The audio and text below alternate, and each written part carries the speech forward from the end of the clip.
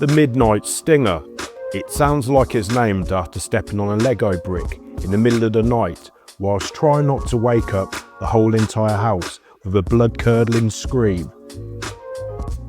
The ingredient lineup: bourbon whiskey, which I should really be planned to stock up on right now, Fernet Branca, simple syrup and fresh lemon juice.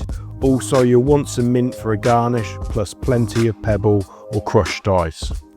Let's kick this off by adding 1 ounce, that's 30 ml, of bourbon whiskey to our shaker.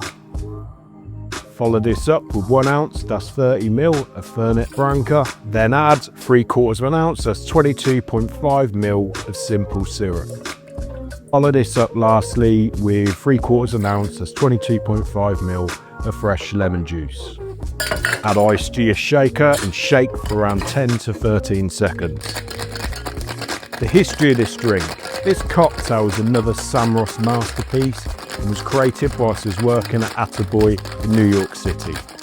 Pour the contents of your shaker into a rocks glass with pebble or crushed ice, and then top this off with more ice. Garnish this with a mint bouquet.